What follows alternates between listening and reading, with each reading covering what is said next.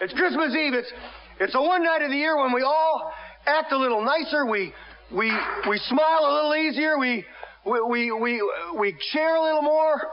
For a couple of hours out of the whole year, we are the people that we always hoped we would be.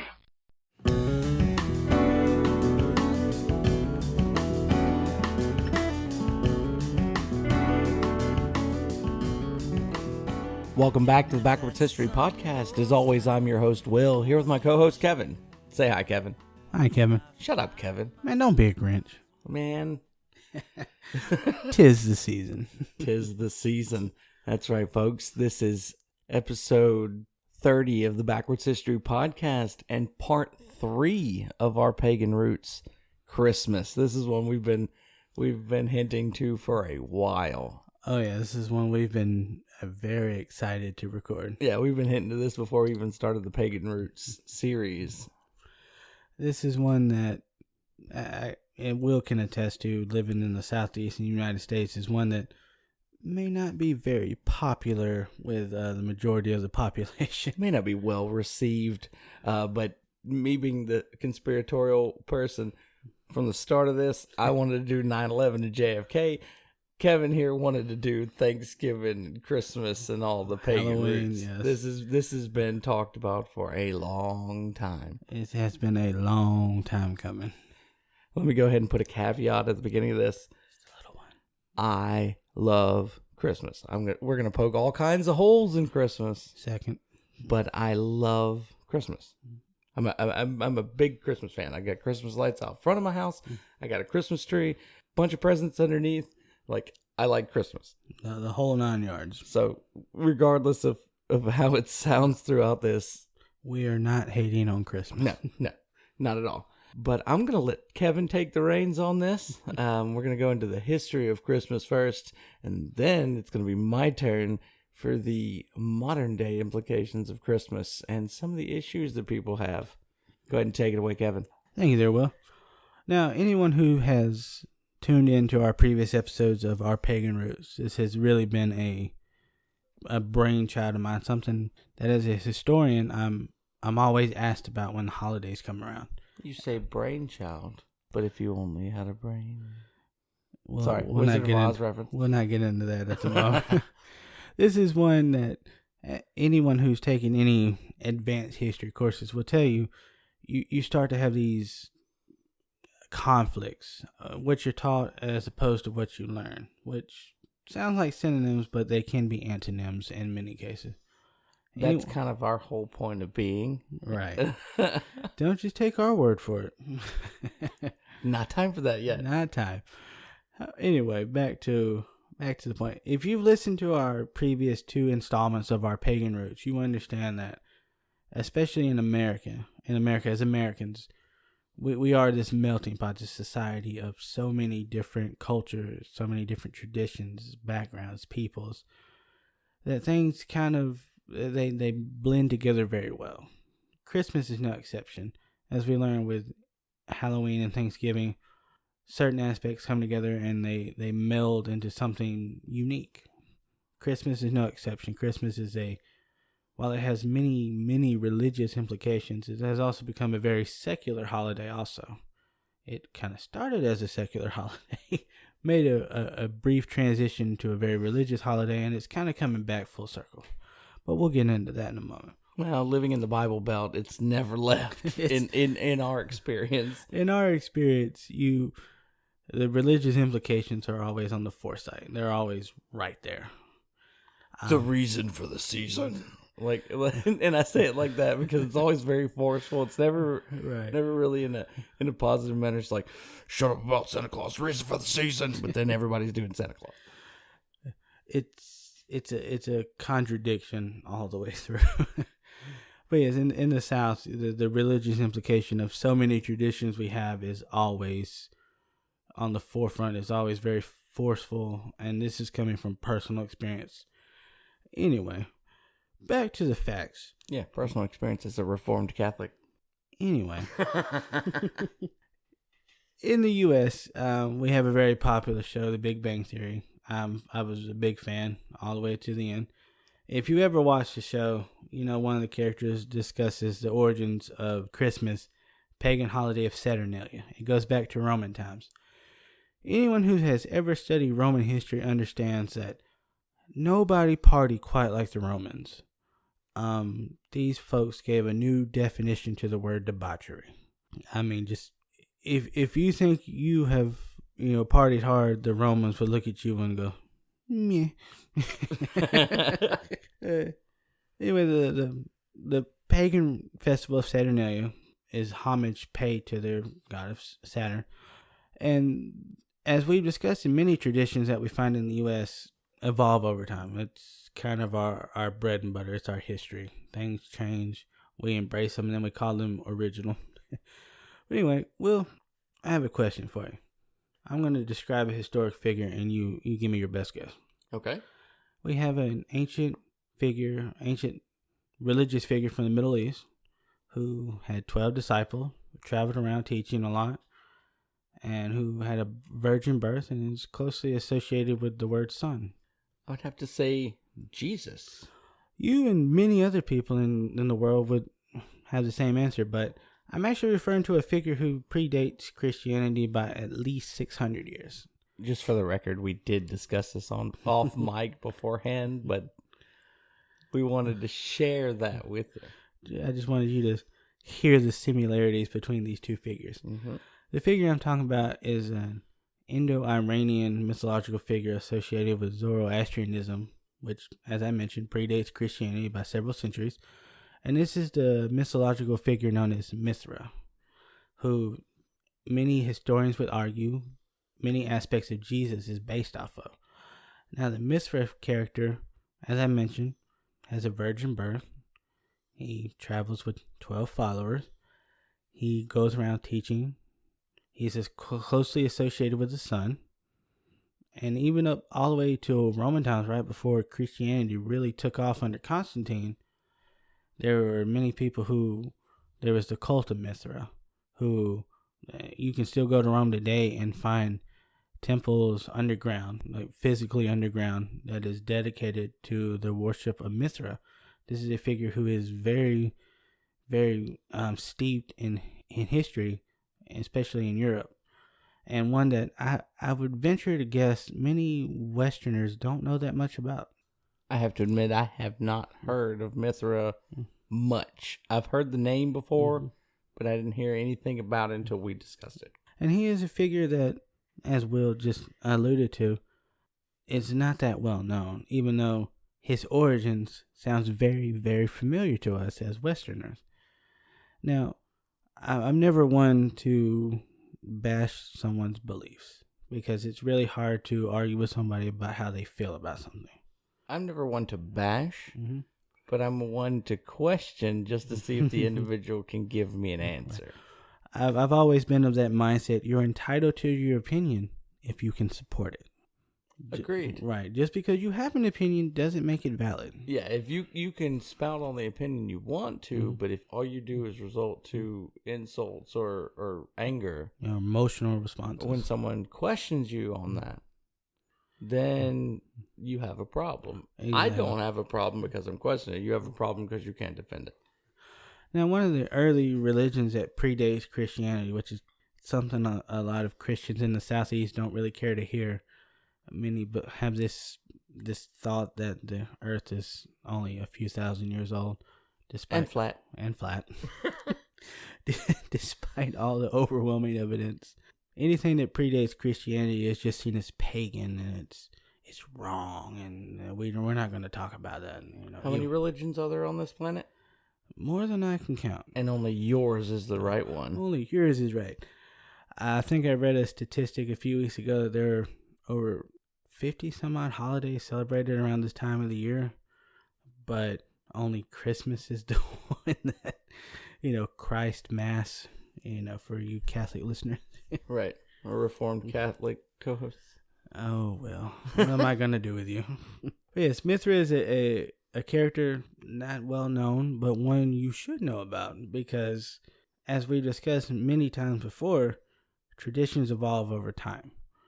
I believe in the Kevin Smith movie Dogma, he talks about you can have a belief, and those are hard to change, but you can have an idea, and ideas can change. Which really spoke to me as a younger adult, because as we mentioned, growing up in the South, you're kind of taught one strict, orthodox way of belief. And anything outside that is you just cover your ears and act like you didn't hear it. How does Mithra equate to Christmas? Well, as we mentioned, in Christmas, no one really can pinpoint the birth of Christ. It's just one of those things we don't know because it was not recorded. We can guess, we can assume, but we really don't know. However, Mithra, for many, many centuries before Christ, his birth was celebrated on December 25th. Another striking parallel between Mithra and Christ. And, besides the 12 followers, the traveling teacher, the virgin birth, you go ahead and we're going to share the same birthday. One of the things that Romans were renowned for when they would conquer a territory is assimilating their practices. Very good, William. You have been listening. They, instead of completely replacing everything, we're just going to assimilate you into the larger mess. Was that on Star Trek? Assimilate, right? I was about to make that reference. It's the Borg's deal. Your biological and technological distinctiveness will be added to our own. Resistance is futile. We're gonna assimilate you in, and it's a lot easier. You see this countless times throughout history. Instead of coming into an area, conquering it, and completely changing the local traditions, we're just gonna assimilate them into our own. And after a couple of generations, you're kind of going to forget your own. You're going to associate everything with more Christian-based beliefs. Are we talking about the Roman Empire or the American Empire? Some could say it's a kind of a continuation. You could see we're going to spread. We're going to take our beliefs. We're going to force them onto certain indigenous people, and you either assimilate or you die. You could say football stadiums have replaced coliseums. Oh, I would definitely say that. The masses flock together to see, their bread and circuses. It's a great way to distract the populace. Now, Christmas as we know it today, at least when it started, as far as a Christian holiday, it was not very well received in the New World, in America, because it was seen as part of the old world. It's one of these things of, we've come over here to seek religious tolerance. We're trying to create a new Zion, if you will. And they had a very difficult time of, all right, what are we going to keep? What are we going to get rid of? What are we going to call distinctively American? What are we not? And Christmas for a while was on the afterburner. Like, I don't really know, because Christmas celebrations has these pagan roots, and we understand that way back in the day, it wasn't all about Christ, but, we come to the United States and, well, we have a chance to reinvent it, It's seen as this opportunity to make a time of the year to, goodwill towards man, kindness, charity, being what I would call essentially human towards your fellow man. Like, this whole moment of, hey, let's not be so terrible to one another. But I think many people would agree, including my co-host here, that as a society, we've gotten far away from that in very recent years. That was something me and Kevin were discussing off mic beforehand. With the advent, very nice, of calling this season just the holidays. In the guise of trying not to offend anyone, we've lost the general feeling of goodwill to each other, regardless of religious lines. Right.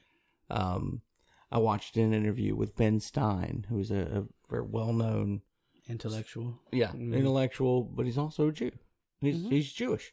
And he was asked if he was offended if someone said Merry Christmas to him. Mm-hmm. Because obviously, being Jewish, he would celebrate Hanukkah, not Christmas. Right. And he said more directly, someone saying Merry Christmas is nothing more than a gesture of goodwill. Right. Why would I be offended by someone wishing me well, basically, regardless of what religion or what religious holiday they celebrate? I take it as them just wishing me well. Take it as a kind gesture. Kind gesture, Right. regardless. It's not meant to be an affront to his religion or his religious beliefs. Right.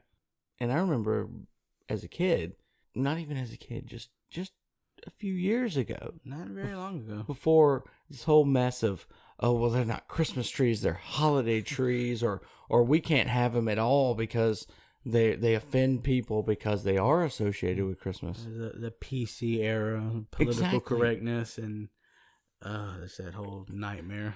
Here in the South, we speak to each other when we see each other, even if we don't know the individual. How's it going? Complete Whatever. strangers. So it's just a general accepted practice. Mm-hmm. Well, around Christmas time or the holidays, it's Merry Christmas, Happy New Year. Regardless if I know you, whatever, that's a greeting. Right. It's like Alabama, a greeting and a goodbye is Roll Tide. But it was just a gesture of goodwill. That was it. And I feel like in the PC era, Oh, Lord. no one says anything, or if they do say something, it's Happy Holidays. And Happy Holidays feels so forced.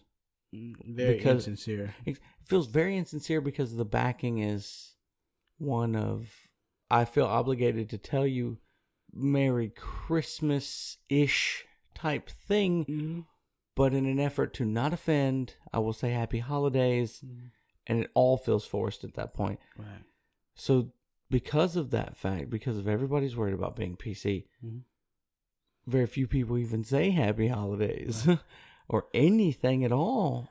Or if you say, I've said Merry Christmas to people, and it's almost like, what do I say back? What do I say back? Right. Well, who's going to hear me? What's going to happen? What's the safe response? Right. And I feel like the season has lost a little bit of that all around, Goodwill towards man thing. towards everyone. Right. Everybody's in a good place. Now it's, stress yourself to death to be able to buy presents. You can't say anything to anybody that you don't know for sure is Christian or Jewish or whatever. I don't remember which show. It could have been South Park or Family Guy or whatever, but I feel like almost like I got to be like Merry Christmas Hanukkah, just to save face, because I don't want to say Happy Holidays. I want to say Merry freaking Christmas. That's a personal sentiment from you. Exactly. Right. I'm agnostic. I'm not saying Merry Christmas on a necessarily Christian format, because to me, Christmas is just a Western holiday at this point because of all of the pagan roots that are behind it, what have you. Santa Claus, Christmas tree, stockings, all of that. That's not about the birth of Christ. Not even a little. That's Christmas. Yes, it's Christ Mass, but it's Secular. Santamas, It's very secular. yes. Exactly. So when I say Merry Christmas, I'm saying Merry Christmas from a place of a Western holiday. Merry Christmas, Happy New Year. Enjoy your holiday. Right. But the sentiment behind it is you're wishing somebody, more than likely a stranger, well. You're trying to pass on that cheer. You're trying Exactly. You're just trying to be nice. But everybody's so worried about offending somebody that the cheer has died. And you've lost a lot of that social context. Yeah. I'm just not going to talk to nobody because I'm afraid of offending somebody. And as any of our listeners know, I don't care about offending people. Not even a little. But I just feel like Christmas or the season of the holidays in general have lost an overall good feeling. Right. That the goodwill towards man and peace on earth and all that. The sentiment's gone. Now you're just kind of going through the motions. Yeah. And it's, without that sincerity, it's very hollow. And that's not okay to me. If you're Jewish and you celebrate Hanukkah, I say Merry Christmas to you. You can say Happy Hanukkah to me. I don't take that as offensive, even when I could label myself as Christian. If you said Happy Hanukkah to me, I would have taken it in the same frame as I would have expected you to take Merry Christmas from me. I think we kind of just need to stop taking ourselves so serious. You know, if someone wants to offend you, they will let you know they're trying to offend you. You know, Unless they're a Southern woman, and they will say, "Bless your heart." and at that point, you should just stop talking. Take it from two Southern gentlemen. If a Southern woman says that, stop talking. Yeah, just go away. You have lost. It's over. But we're taking everything way too seriously. Black Friday, people kill each other over $20 off, you know. And then Christmas, everybody's nose to the grindstone. Don't speak to anybody. Don't da-da-da. You're going to offend somebody. Merry Christmas. Dang it. Merry freaking Christmas. And if you're offended, well, that's kind of your problem. Right. know? If you're that offended by words, the problem's not with the words. It's with you and your sensibilities. Right. It's with the mentality. You know, at that point, you're just kind of looking for something to be upset about. Exactly. And that's the wrong mentality to have, especially this time of year. Exactly. This time of year, regardless of what religion you practice. Or don't practice. Or don't practice. You could practice absolutely none. But this time of year is about, enjoying each other. Enjoying your family, your friends, whoever you happen to associate with. Enjoying yourself. This time of year is enjoying, I guess, the last little bit of the year. It's a very reflective time. See how far you've come, where you're wanting to go. It's a very good time to kind of assess your life. Right. And you don't really need to worry about other people. Yeah, Thanksgiving may be called Thanksgiving, but Christmas is a time of you can be thankful for the little things. Mm-hmm. This is a time for everybody to be good to each other and themselves. Right.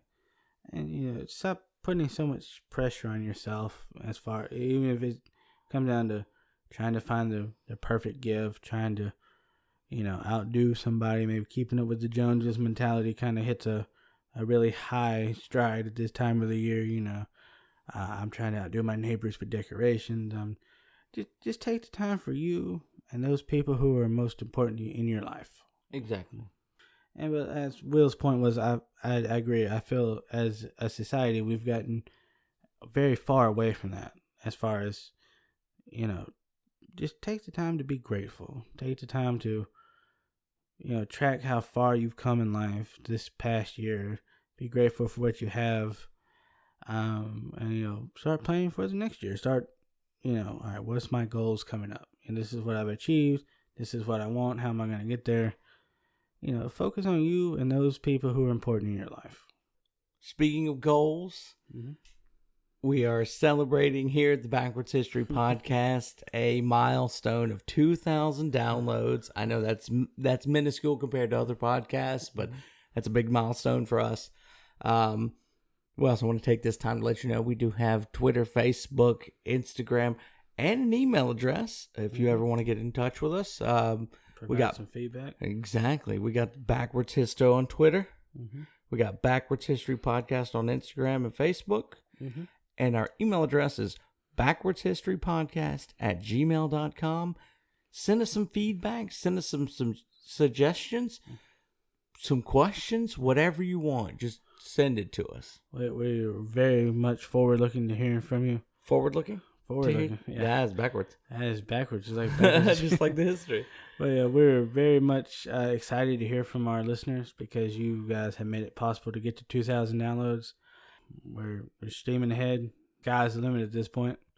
Big thank you to Mike Ramsey of Mike Ramsey Music for providing the intro and outro music from his song Charlotte. Go ahead and check him out on Facebook, Instagram, and he may have a Twitter. I'm not entirely certain, but it's Mike Ramsey Music. And from us here at the Backwards History Podcast, from the Backwards History Podcast itself, we want to wish you a Merry Christmas Hanukkah. But from us personally, me and Kevin, we want to wish you a very Merry Christmas, a Happy New Year. But we'll see you one more time before the new year. We'll have one more episode released. But don't worry, we'll be back. Oh yeah. But we don't want you to take any of what we say as fact. We don't want you to take us as experts. We're just two guys in a microphone. We want you to form your own opinions, do your own research, and as always, trust but verify.